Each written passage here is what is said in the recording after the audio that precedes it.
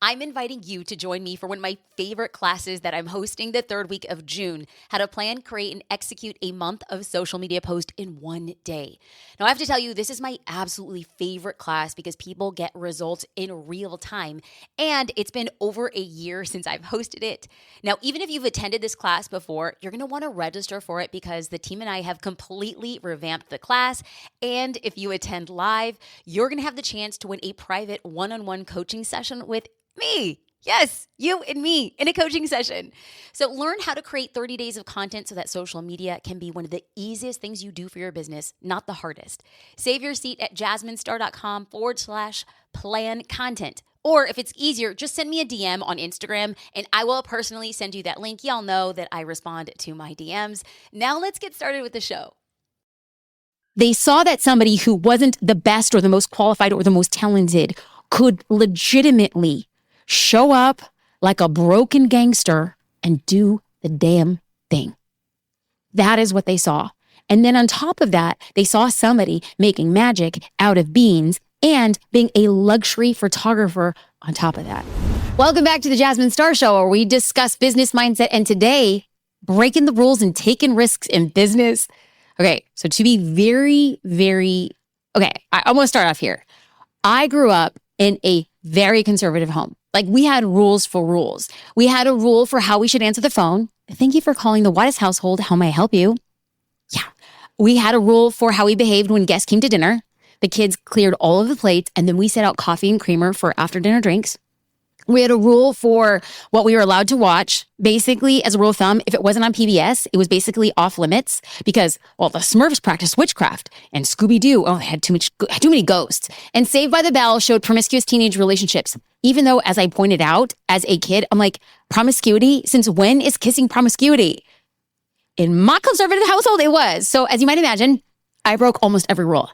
Not because I was a troublemaker, but because mostly, if the rule didn't make sense to me, I would challenge it. I challenge rules with so much frequency that my mom would start almost every conversation with, Jasmine, I don't want to hear a peep from you about this, so you just listen without a single word. Legitimately, that was her script. So there were so many times that I challenged the rules that my parents, they just came to expect it. But one time, I talked back to my mom so much that while she was sweeping the kitchen, she got so angry, she lifted her broom like she was going to swat me, but I juked. I ran away. Literally, I sprinted. And then I noticed that she was running after me. My mother chased me out of the kitchen, out the front door, down our gravel driveway, past the neighbor's house until she realized that she was standing on the sidewalk in bright pink sweatpants and she was barefoot and her hair was in a rat's nest and she's holding a broom. And I was like, oh gosh, Finally, I'm running and I turn back and my mom is red in the face and she yelled down the street, just wait until your father comes home. And I was like, oh God. So I remained a challenger through high school.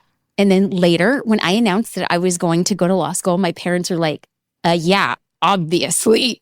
So even to this day, I challenge rules or norms that don't make sense. And this is exactly why in this episode, we're diving into my healthy rule-breaking framework that I put together for this episode.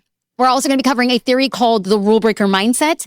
And one of my favorite stories about someone who built a legacy breaking the rules. And then finally, we're going to end this episode with an action step that will help you start embracing your inner rule breaker so that you can build a business that stands out in your own way, even if you're not a natural rule breaker. Maybe you love following the rules. Cool. Embrace a little bit to start seeing things in new ways. So I want to make sure that you stay until the end because that's where I'm going to be giving you a very specific action step to ensure that you break rules that benefit your long-term growth. Now, before we dive into the rule breaker mindset, let's have a quick conversation about the role rules play in business. I like to think of rules in business like training wheels on a bike. They help keep you steady as you learn foundations and processes, but eventually you got to take them off, right? And that's where things get good. That's where they get juicy and fun. And it's where you learn tricks and find your own style, your own secret sauce, your sabor. You do it your own way. I do believe that rules can be beneficial, but I also believe they can be kind of limiting. So here are two of what I am sure are many reasons why. Number one, rules can stifle creativity. Have you ever heard someone say, which might be the worst phrase ever, well, it's just always the way it's been done? I don't know if anything can shut out new and innovative ideas faster than that one sentence. So this is a real life example.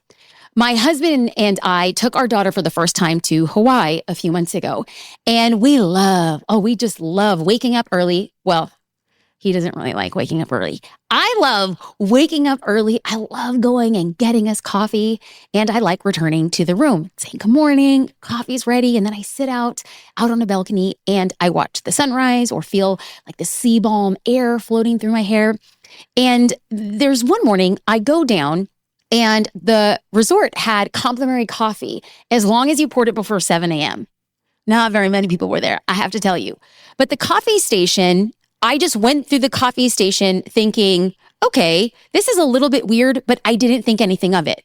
Well, the following day, JD was ever so sweet. He woke up, he went down to the coffee station, and he noticed that there was a line of people who were waiting. And then one guy, while there was a woman who was kind of cleaning or updating the coffee station, he had said, can I offer you a piece of feedback? And she turned to him and she's just like, sure. He's like, do you notice that in a self-serve coffee station, normally there's not a line of people waiting, but here there's a line of 5 or 6 people waiting? And he says, if you notice, you have the cups, the creamer, sugar, and lids all on the right side of the station. He's like, so what happens is somebody goes, they get their cup, they move down the station to the left where they pour their coffee, but then they have to go back to the right to get their sugar, creamer, and lid. He said, if you were to put the coffee cups on the right side of the station and the creamer and sugar and the lids on the left side of the station, the line would move so much faster because everybody's moving in one direction. To which she replied as she looked at him and said, but it's always been done this way. And he said, oh, well, who created it? And she's like, oh, well, and she mentioned somebody. We'll just say Cynthia. Cynthia's been doing it this way for 16 years, but she retired 2 years ago. To which he looks befuddled and responds to her, wait, are you telling me that you've been keeping in a system for 16 years built by somebody who's no longer here when it actually doesn't make sense? She's like, I'm going to have to talk to my manager to see how we can do to make this change. So JD knows, we're just that weird couple. We talk about efficiencies and we talk about business and we talk about strategy in our free time. Y'all, we're on vacation. So at breakfast later on, he tells me, he recounts a story. And I look at him and I said, you want, I bet, 99% sure the guy who had that suggestion was a business owner himself. Period, the end. Only business owners are like, how do we make this more efficient? These rules that of building out this coffee station don't make sense. Okay, so we talked about how having rules stifle new ways of thinking. Well, it's just the way we've always done it. The second way that rules can prevent is adaptation. The business world and the marketing world, y'all know, especially in social media, it's constantly changing. Rules that worked yesterday might not work tomorrow. So adaptation is so important in business. From what I've seen, the companies that embrace experimentation are the companies that they just win. So what's the answer? Healthy rule breaking. Now, what's the key difference between healthy rule breaking and reckless rule breaking? Well, I'd say it boils down to 2 things: intention and consequence. Think of it this way. Healthy rule breaking is more like bending the rules, and I feel like it's often done with good intentions. Think of it like bringing a birthday cake into a restaurant that has a sign outside that says no outside food, but it's for your sister-in-law's birthday and it's a cake. Now, reckless rule breaking, on the weak other hand, would be like sneaking in a whole pizza into the restaurant. There are different types of rule breaking with intention. Now, I actually want to share a real life example who's somebody who brilliantly defied convention and transformed an entire industry by using healthy rule breaking. And it's a story of Coco Chanel. Now, here's a side note. This is a story that is literally in one of my daughter's books called Little People, Big Dreams. For parents who are listening, I highly recommend this entire book series. It's so amazing and beautiful. And I really love this historical story, especially because Chanel wasn't born into privilege. She grew up in poverty, which a lot of people didn't know. And she had this fire inside of her and a skill for thinking outside of the box. Chanel believed that fashion could be about comfort and elegance and, above all, freedom. Now, keep this in mind. This was the 20th century in France where women were wearing corsets and frilly dresses. And basically the only clothes that they were wearing was like, oh, is this appealing to a man at the time? So what did she do? She started designing clothes that were simple, sleek, and stylish. So no more sucked in rib cages, just clean lines and timeless elegance. And let me tell you, the whole world took notice. But Chanel didn't stop there. She went on to break even more rules. She chopped off her hair into a short bob, which was unheard of at the time. She rocked menswear-inspired outfits, and she even dared to use jersey fabric in women's fashion. Y'all, Chanel's a gangster. But here's what I want you to take away. Those, double C's, those two Chanel C's that you see on those luxury black and white bags, they represent fearlessness, innovation, and doing things your own dang way. Chanel's proof that sometimes the best way to succeed is to break the rules and take some risks. So as we dive deeper into the topic of breaking rules in business, can we please embrace our inner Coco Chanel and revolutionize the way that we do business? Can you think of rules that govern your industry and simply ask, why? Why are we doing this that way? And then can you consider if you're willing to break a rule as a test? And I kind of think it's better for us to think and act like Coco Chanel than act like Jasmine running away from her mom in pink pink sweatpants, and a broom. Okay. So now that we've talked about healthy rule breaking, let's dive into the rule breaker mindset and how you can adapt it. When you've embodied this particular mindset, it means that you're embracing change, embracing uncertainty, and embracing the overall opportunity to make a difference by challenging the rules in some instances that hold businesses back. It means like doing things in your own way and refusing to be constrained by the limitations that somebody else sets. Somebody who doesn't know you, they don't know your business and they don't know your ideal client.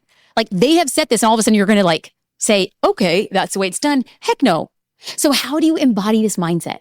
Well, here are 4 steps that you can take. Step 1, question everything. Now, I don't want you to throw out whatever the rule book in your industry is. I don't want you to throw it out entirely, not at all. But I really want you to think critically about why a rule exists, even if it doesn't serve your business. Don't worry, in a few minutes, I'm going to tell you exactly what questions to ask so you can make the best possible decisions. Step 2, think creatively. I want you to challenge yourself to look for unique or never been done solutions to problems and be willing to experiment with new ideas. I've always believed that creativity thrives when you're open to new perspectives and unafraid to take risks. Now, when I think back to what was the time that you actually did this, right? Because it's one thing to be take some risks, put yourself out there. But it's a different thing when you can actually use an example. So we had a launch a few years ago and we wanted to spark new attention and engagement. So I hosted an Instagram Live where I taught thousands of people how to create a reel in real time. We were saying, I know that making a reel is hard. Let's all do it together. So people were watching me on Instagram Live create a reel. Now, we thought creatively, and we got so much attention and new interest for what we teach on the inside of Social Curator. There were literally, to the best of my recollection, over 5,000 people at one time watching and creating a reel alongside of us. 5,000 people on an Instagram Live that we didn't broadcast. We just said, hi, I'm going to make a reel. And then people really started engaging. And then they're like, I want to do this with you. They would bring out their other phones or they would have their friends be doing it with them. And all of a sudden, in front of 5,000 people, we got new attention from people who were completely unfamiliar. And then I pitched on the live to join Social Curator and we got even more sales during that launch period. That was doing something by taking a risk, because when you do something live, all bets are off, right? You're kind of nervous. You're worried. What are people going to say? How is it going to think? Is it going to make sense? Are people going to actually do it? That was breaking the pre-existing rules of, the pre-existing rule that we had said was people say, keep the best stuff for what's behind a paywall. And I thought to myself, what if we show some of our best stuff for free and say, if you want more, it's on the inside. Okay, let's get into step number 3. What we want to do in step 3 is embrace experimentation. And this is my love language. I have to tell you, the game changes when you make a shift from being afraid to try something different to loving and being excited that it's different. I wasn't always like that. But once I started embracing and becoming a different person, I realized that's what winners do. I want you to remember that some of the biggest breakthroughs, the best businesses, the most groundbreaking products and services derived from challenging the way that things were done. And this brings us to step number 4, take calculated risks. This means researching new ideas, testing them on a small scale, and being prepared to learn both from successes and failures. It also means, hey, I got to weigh the odds and I have to make informed decisions. If you think something is going to benefit your business, but you're worried about, what other people might say or think or do, okay, fine, that's normal. Analyze the pros and cons and trust your instincts. So I was invited, this was back in 2009, 2010. I was invited to teach the first ever live 5-day course on Creative Live. Now, for people who are not familiar with Creative Live, this was and is an online creation education hub. But I was the first person ever to teach a live class on the internet over 5 days. Now, it doesn't seem like that's a big deal now, but if we go back to like 2009, nobody was broadcasting live on the internet. You needed so much technology and bandwidth that just didn't exist at the time. Now, at the time, there was something called Ustream. Now, Ustream was used to broadcast live events out on the internet. So I flew up to Seattle. I said I was going to teach this class, and they pitched me. They said, have you ever considered teaching a wedding live? And I'm like, well, what do you mean? Like a live wedding and then teaching during it? And they said, yes. And I'm like, I think that's the craziest, most risky idea I've ever heard of. To which they replied, if we created the wedding and it was real, would you teach how to do it? And I was scared out of my freaking mind. And I was like, heck yes. I said, heck yes, quite honestly, legitimately in less than a day, because I knew that something unique and different was here. It was challenging the norm. It was giving people insights to just what didn't exist. And so I taught for 2 days. Then we did a live wedding of a live couple in Seattle, and that was broadcasted. Now you could watch for free Creative Live, the whole thing for free. And if you wanted to buy it and rewatch it, then you could, and you would be able to stream it when you wanted at a later point in time. What we didn't expect was that event went viral. And I mean like viral. Like we were trending on Twitter. We exploded on Ustream. So we were the most popular thing on Ustream for 3 days in a row.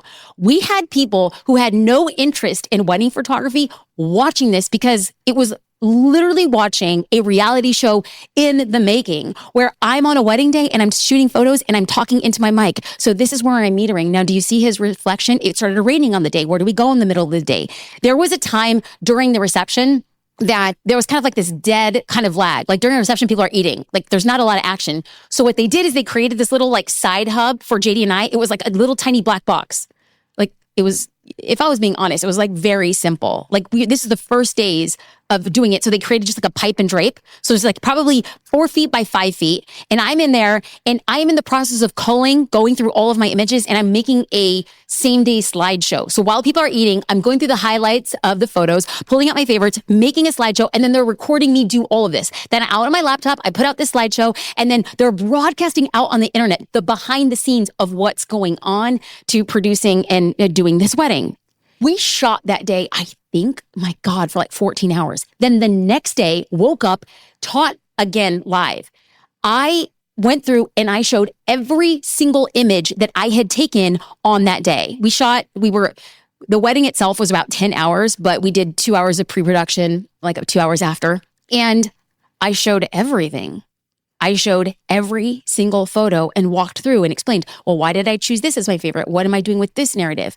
And on day 4, the internet was abuzz with how much I sucked. Like people were like, "Whoa, I can't believe she showed all of her photos." Like I'm like, "Oh, she was overexposed on this part," and there's going these things. And so I had showed a completely unrefined look of a gallery. Then I showed the selection that I was going to keep. And that night in the hotel room, we were going to be editing the photos to show what the client would get. Never before has somebody shown everything. Open the kimono to the most dramatic, awful parts of your business. On the morning of day 5, I was reading what people were writing on the internet. And in the hotel room, I started to cry. Like I was on the floor of the bathroom and I was like, I think I just ruined my career. I think I raised my hand to show people the inner workings of a business. And I feel like I'm being fried alive. And I told JD, I don't want to go back to day 5 and teach again. This is the most painful, excruciating experience that I've ever gone through. And I think that by taking a risk and challenging the norm and breaking the rules, and the rule is we don't show all of our trash on the internet for us to have an opinion. We only show the best. We show the best as professionals. And then the rule was broken that you show everything. On day 5, I go in, I start teaching, and I addressed it openly. And I said, a lot of people have had an opinion about what the work looks like behind the scenes. What I am about to show you is after I've edited all night and have a gallery of 900 images, you will see what the client gets. And the way that the narrative shifted was so freaking crazy. I went from being persecuted. I don't want to say persecuted. That sounds like a lot. It's not persecuted. I went from just, people were mean on the internet, okay? Whatever you want, however you want to call it. They were very mean. And then it went from, I can't believe this. This is so incredible. The clients are going to be so lucky. And I think to myself, well, yeah, the world sees and cheers the highlight reel without ever seeing the blooper and the behind the scenes. I put it all out. And what I didn't expect at the end of day 5 was that people saw themselves in the story. They saw that somebody who wasn't the best or the most qualified or the most talented could legitimately show up like a broken gangster and do the damn thing. That is what they saw. And then on top of that, they saw somebody making magic out of beans and being a luxury photographer on top of that. The feedback from me being on the base of the floor in the bathroom thinking I made the biggest mistake of my career ended up being the best move of my career. Because I say, if you can make a career and make millions by not being the best, then what's stopping you? Then that became like a mantra for every business and every iteration of my business thereafter. All right, let's get into step 5, and that is to stay resilient. This should be a step just about in every framework. You know what I'm saying? But you got to understand that breaking the rules it probably won't always lead to success. And the chances are there's going to be setbacks and challenges along the way, but it's really important to stay resilient. What does resilient mean? Getting back up and persevering. Breaking the rules isn't just about, I am here to break the rules just because. No, it's about learning who you're becoming and what you're learning in the process. Now, a lot of times we expect, like every time we break the rules, even with the best intentions, we should be rewarded for being the Joan of Arc of these decision-making in the business world. But in every case, that is not what happens. But here's the thing. Playing by the rules guarantees you won't get the changes that you want or get an outsized return.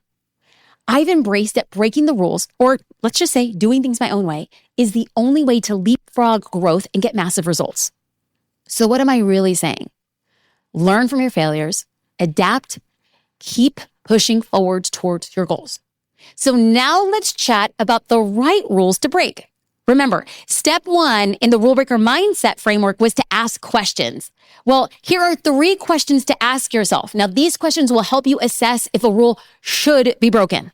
Question number 1, what's the rule's original purpose? Was it created as a safety regulation, a legal issue, or is it an outdated practice? The reasoning behind the rule can help you determine its impact. So here's an example. A golden rule in social media marketing seems to be never post anything controversial on social media. Ever. Never do it.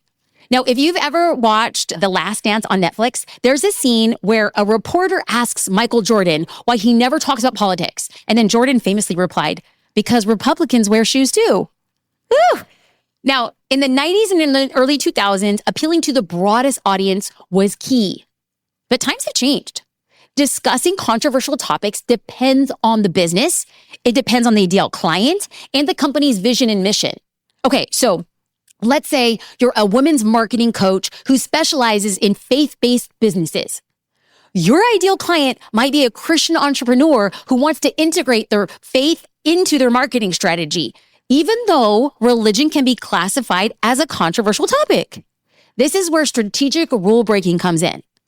it probably is in the best interest of the coach to break this, quote unquote rule. Breaking the rules actually helps her business. So question number 2, what is the risk and is it worth it? Could it create harm, damage your reputation, or lead to legal trouble? After you answer those questions, compare it to the risk against potential rewards. Now, we don't want you breaking rules that get you into legal trouble, clearly, right? But beyond those big things that could change your business, how does it really impact you? Okay, so for our women's marketing coach, the risk of discussing faith-based topics on social media could be alienating potential clients who don't share her religious beliefs or sparking negative comments or online debates. But let's weigh those risks against the potential rewards. The rewards could be deeper connection and trust with her ideal clients, standing out in a crowded coaching space by offering a unique faith-based perspective, or increased engagement, trust, and loyalty from her target audience. None of those risks are detrimental to her success, and I honestly think the rewards of connecting to her ideal client on a deeper level will outweigh those risks. So now, she can move on to the question number 3, which is the rule still necessary? Does the rule still address the original issue, or has the situation changed, making it not so relevant, as it once was? In this case, the no controversy rule in social media, it has changed. Back in the day, the focus was on casting a wide net and appealing to the largest possible audience. Today, social media is about targeted marketing, that strategizes in appeal to one very specific person. Now, even asking and answering these questions, if I'm being totally and completely honest, you'll most likely experience fear and resistance with breaking the rules. You're going against what is considered best practices. You're venturing into unknown territory. It is natural to feel anxious or hesitant. But I also want you to remember, growth often happens outside of your comfort zone. Coco Chanel famously said, in order to be irreplaceable, one must always be different. Woohoo! Okay, Coco, let's bring down the house, queen. So here are 3 common fears and hesitations that might come up when you're breaking the rules. Because if I call them out in advance, you will be prepared for them, and then you're going to know it's normalized. Number 1, fear of failure. This one's a biggie. Stepping outside of the lines can feel risky, and the fear of things not working can be paralyzing. But I want you to remember, even failed experiments are valuable learning experiments and experiences. I have learned more from my failures than my successes. In fact, my podcast has been incredibly cathartic for me. I used to look at my failures as lessons for myself, but openly sharing my failures with you has made my mistakes so much more powerful. Whenever I make a bad call, or if I make a wrong guess, or I break a rule that didn't work out well for me, I now always ask, what am I learning? And how can I share this with podcast listeners? Fear number 2, doubting your own judgment. When you break the rules, you're essentially saying, I'm trusting that I know my business better than anyone else who's established those best practices. And then it's natural to second guess yourself. If you feel this doubt, I want you to remember that no matter the outcome, you're still at least one step closer to the business you want to build because you took inspired action and you did it differently. You did it in your own way. And the third fear that you could experience when breaking the rules in business is facing criticism or backlash. Okay, when you break the rules, especially established industry norms, you might face criticism from peers and colleagues. And let me tell you, this has more to do with them than it has to do with you. They did things the way that they were told, and that's fine. That's great. But when people see other people doing something that they did not have the courage can do, it can trigger something in them. When you experience this, it can be really discouraging. Trust me, I know. The key here is to be prepared for this with different responses, and your focus should be on your results. If your rule breaking ultimately benefits your business, then the criticism will likely fade away, and then other people will start following your lead. Ooh, let me tell you something. Your success will silence their doubts. All right, before I give you your action steps, let's review what we discussed today. We went over 2 of the main reasons that following the rules past your foundational phase and what they are, right? Like, why are we following the rules? Because they could stifle creativity and they could prevent adaptation. We talked about the rule breaker mindset, and that 4-step framework is step number 1, question everything. Step number 2, think creatively. Step number 3, take calculated risks. Step number 4, stay resilient. We went over the 3 questions to ask yourself to know whether a rule is worth breaking, which are, number 1, what's the original rule's purpose? Number 2, what's the risk and is it worth it? Number 3, is the rule still necessary? And finally, we talked about 3 of the most common fears and hesitations when it comes up with breaking the rules.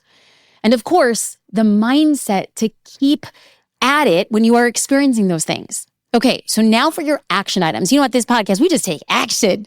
I want you to inject some innovation in your business, right? Like, what are you going to do?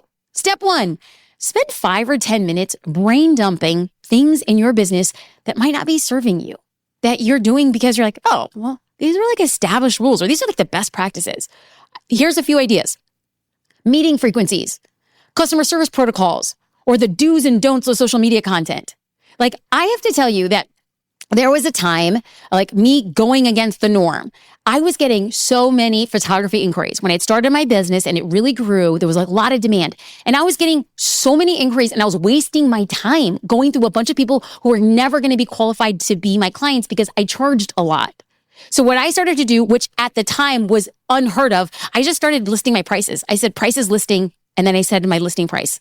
And people are like, oh, she's putting her prices out. Yes, I am, because I don't need to waste time going through inquiries for people who couldn't even afford half of what I was charging at the time. Okay, step number 2.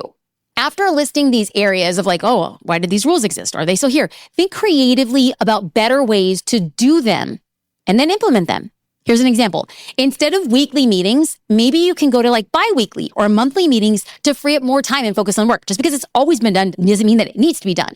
And then just send a short, like a loom. Maybe if you're not having weekly meetings, you could send an audio or a video with the weeks off that you're not doing it. Then here's your update. Okay, remember, when it comes to breaking rules in your business, you're the expert. You know your business inside and out, and you know which rules are holding you back. So trust your instincts and don't hesitate to challenge the status quo, because I want you paving the way for your own innovation and success. I want to say thank you for listening to the Jasmine Star Show. It is always an honor and privilege to share this time with you.